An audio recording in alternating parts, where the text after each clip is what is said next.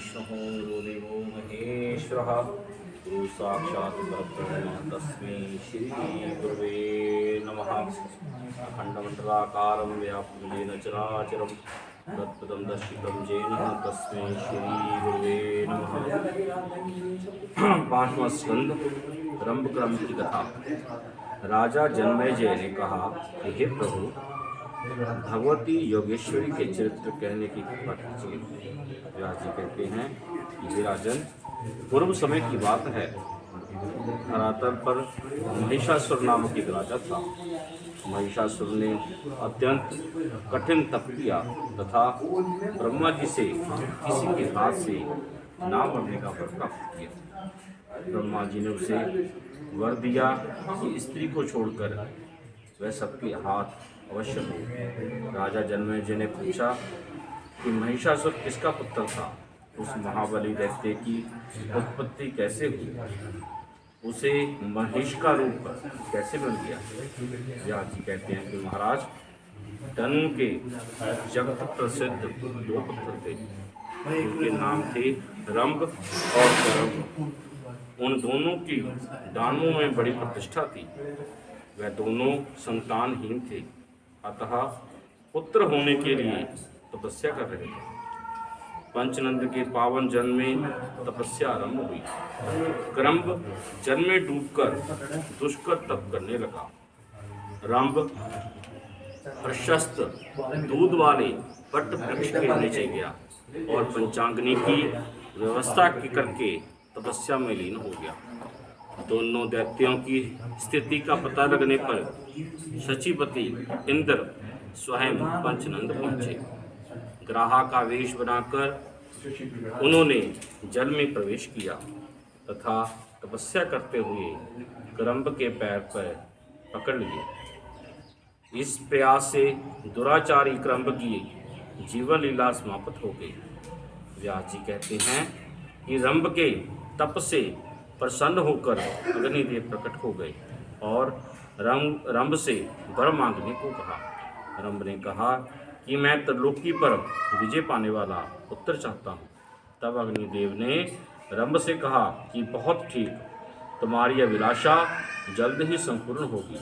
महाभाग रंभ, जिस सुंदरी भार्या पर तुम्हारा मन डिग जाएगा, उसी के गर्भ से महान पराक्रमी पुत्र तुम्हें प्राप्त होगा। व्यास जी कहते हैं कि उनकी बात सुनकर दैत्यवर रंभ ने चरणों में मस्तक झुका दिया और वह अपने स्थान की ओर चल पड़ा। पशु भावापन राक्षस तो था ही, परंतु काम भाव से एक महिषी पर उस दानवराज की दृष्टि पड़ गई। उस समय वह भैंस भी जवानी से मध्य में चूर थी, होनी बड़ी प्रबल है। उसके विरह से वह महिषी गर्भवती हो गई। एक समय की बात है कि कोई एक दूसरा भैंसा उस भैंस पर टूट पड़ा। अतएव उस भैंस को मारने के लिए रंभ स्वयं सामने आ गया। उस भैंसे ने उन तीखे सिंगों के द्वारा रंभ के हृदय में गहरी चोट पहुंचाई। इससे उसके प्राण शरीर से अलग हो गए। अपने स्वामी रंभ के मर जाने पर वह बेचारी महिषी भय से अत्यंत घबराकर वहां से एक बट वृक्ष के नीचे जाकर यक्षों की शरण में चली गई।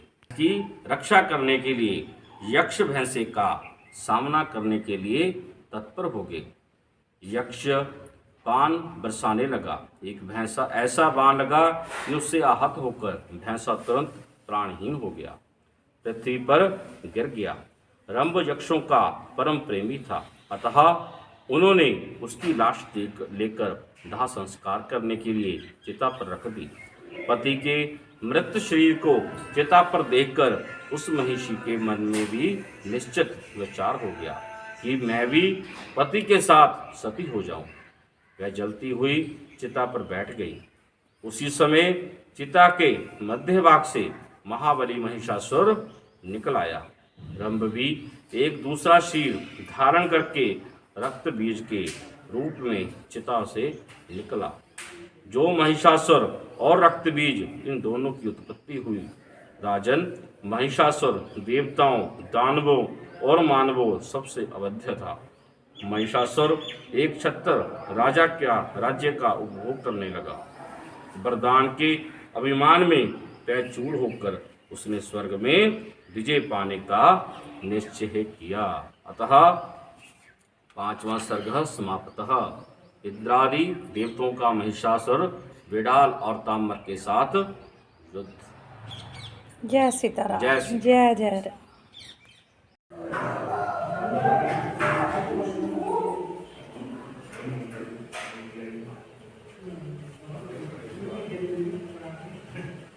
बैठ जाओ।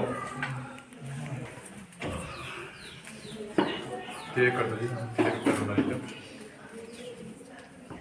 तेरे का दोनों भाई आता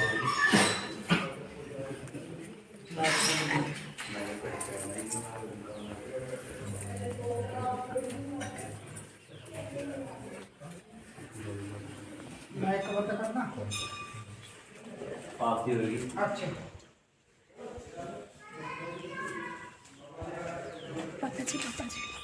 थोड़ा इतना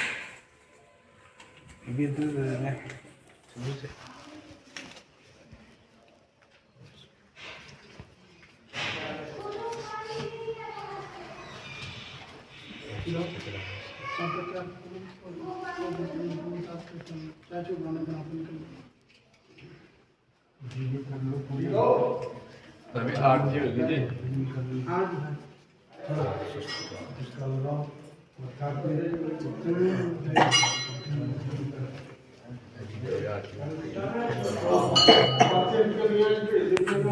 आठ डिग्री आते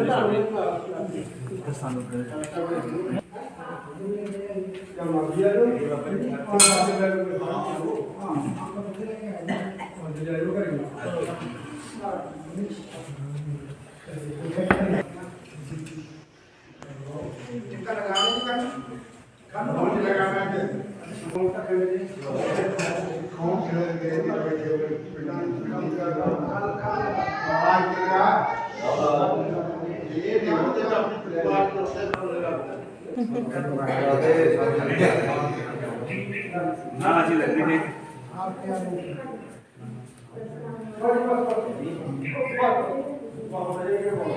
आ जाओ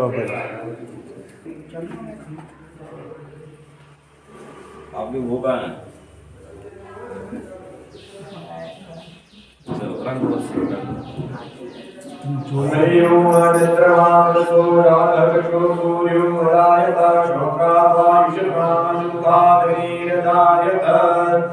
ओम जय अम्बे गौरी मैया जय श्यामा गौरी तुमको निश दिन ध्यावत मैया को सदाई मनावत हरि ब्रह्मा शिव जी हरि ओम जय अम्बे गौरी मांग सिंदूर विराज तटी को मृग मत को मैया टीको मृग मत को जल से दो नैना निर्मल से दो नैना चंद्रवदनी को ओम जय अम्बे गौरी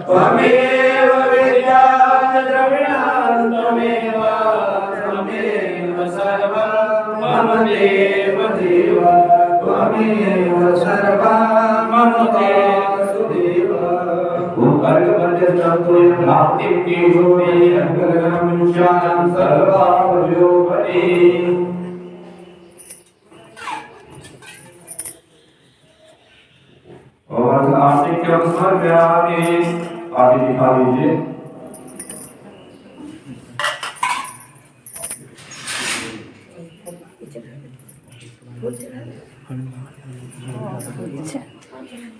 सभी को आगे दिखा दीजिए।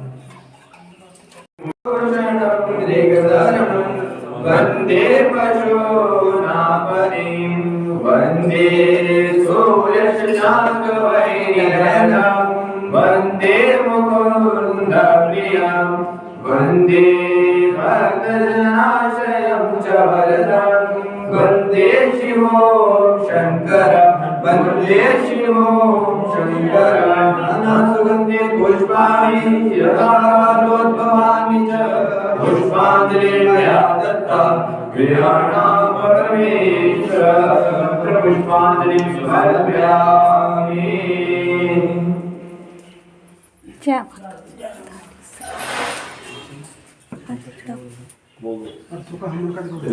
परसों का खबर का और नीचे पानी का छिट्टा लगा के चल रहा है। जितने भी बंदे हैं बोले खाना खा के द्वारा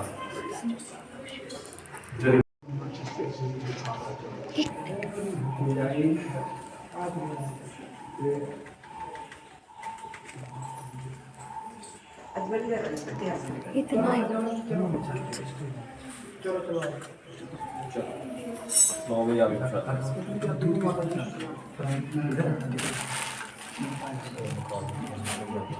और एक चना दे दो नवरत्न ले लिया मैं दूर प्रसाद